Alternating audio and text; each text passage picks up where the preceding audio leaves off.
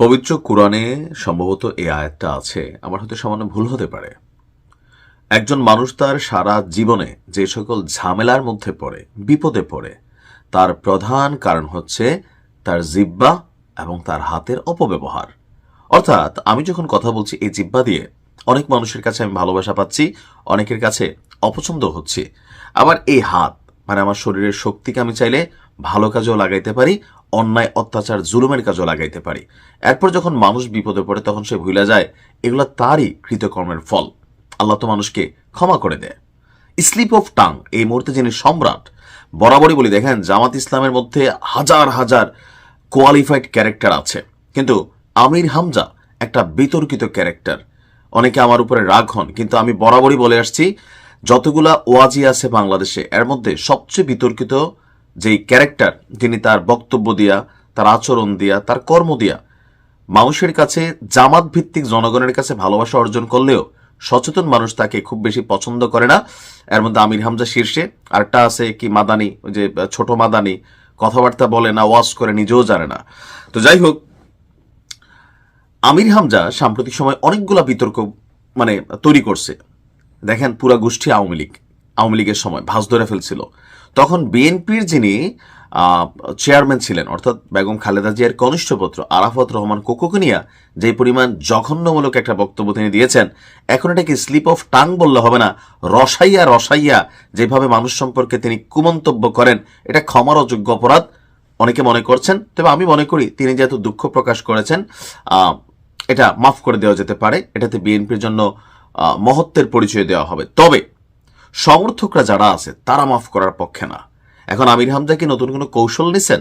আমার মনে হয় যে তিনি ফেসবুকে স্ট্যাটাস না দিয়া ওনার থানায় গিয়ে একটা জিডি করা দরকার ছিল, কারণ ফেসবুক তো আমরা গিয়ে বাঁচাবো না, বাঁচাবে আইন শৃঙ্খলা বাহিনী, পুলিশ। হঠাৎ করে একটি স্ট্যাটাস দিয়েছেন যে একটু জানিয়ে রাখি, গতকাল থেকে বিভিন্ন মাধ্যমে আমাকে হত্যার হুমকি দেওয়া হচ্ছে। আমি যেন মৃত্যুর জন্য প্রস্তুত থাকি, আর আমি মৃত্যুর জন্য সবসময় প্রস্তুত ইনশাল্লাহ। আপনাদের কাছে অনুরোধ, আমার অনুপস্থিতিতে কুষ্টিয়াতে যে ইনসাফ কায়েমের লড়াই আমরা শুরু করেছি সেটা প্রতিষ্ঠিত কইরেন এবং আমার 3 শিশুকন্যাকে একটু দেখে রাখেন। আমির হামজা অনেকটা হাদি স্টাইলে হয়েছে। কিসের ইনসাফ কায়েমের লড়াই আপনি শুরু করছেন? আপনি তো ভাই শোনেন, এইসব কথা জামাতের হয়তো যারা পাগলা ভক্ত তারা খাবে, বোঝা উচিত। বিএনপিও এমন এমন কর্মকাণ্ড করে যে মানুষকে মাঝে মাঝে বোকা ভাবে। আওয়ামী লীগ তো করতে করতে ধ্বংসই হয়েছে। দেশের জনগণ যে চালাক হয়ে গেছে ফেসবুকের মাধ্যমে।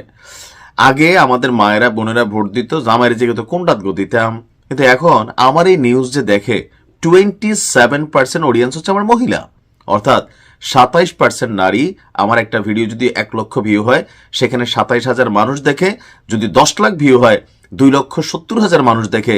যদি 20 লক্ষ ভিউ হয়, 5,40,000 নারী আমার অডিয়েন্স। আপনার বুঝতে হবে মানুষ এখন সচেতন, মা বোনেরাও সচেতন। তবে দলকানা দলভক্ত যারা, আমরা এইসব কথায় ভিজি, কিন্তু সচেতন মানুষ ভিজে না। আপনাকে যদি এই ধরনের কোনো ঘটনার আশ্বাস ইঙ্গিত দেওয়া হয়, আপনার উচিত নিকটস্থ থানায় এটা নিয়ে জিডি করা। যদি ফেসবুকের মাধ্যমে দেওয়া হয়, ভাই এটা তো খুঁজে বের করা সম্ভব, তাই না? কে কোথায় থেকে ফেক আইডি দিয়ে দিচ্ছে, তো আপনি পুলিশের কাছে যান। ফেসবুকে এগুলো লেখা মানুষের অনুভূতি কামানোর হয়তো চেষ্টা করতে পারেন, আবার ঘটনা সত্যিও হতে পারে। সো সচেতনতার হিসাবে আপনার উচিত পুলিশের সাহায্য নেওয়া। আর আপনি যে কর্ম করেছেন, একটা না একাধিক কর্ম আপনি করেছেন। একবারে হিন্দুকে মুসলিম বানিয়ে আপনি বিতর্ক তৈরি করছেন, আগের থেকে মুসলমান তারে আবার আপনি কলমা পড়ে মুসলমান বানিয়েছেন। এগুলো খেয়াল আছে না মানুষের? তো ভাই মানুষের কাছে এগুলো বাটপাইয়ের অ্যাক্টিভিটিস মনে হয়। আমি বরাবরই বলে আসছি জামাতের সাথে আমার কোনো অ্যালার্জি নেই, বরঞ্চ অনেকের আমার জামাতি মনে করেন, কিন্তু জামাতের একটা রং চয়েস হয়েছে এই আমির হামজা। গতকালকে দেখেন একজন মানুষ মরেই গেল এই হামজার ঘটনা নিয়ে প্রতিবাদ করতে গিয়া, তাই না? তো আমির হামজা আমার মনে হয় উনি সরি বলেছেন।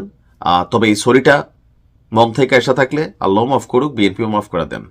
আর যে কোনো মানুষ একটা ভুল করতেই পারে, এর জন্য তাকে মাইরা ফেলবেন, এই করবেন ওই করবেন। যারা এই ধরনের মেন্টালিটিতে থাকেন, এই দেশে কখনোই পজিটিভ কোনো কিছু তৈরি হবে না। মানুষ ভুলের ঊর্ধ্বে না। ভালো থাকুন।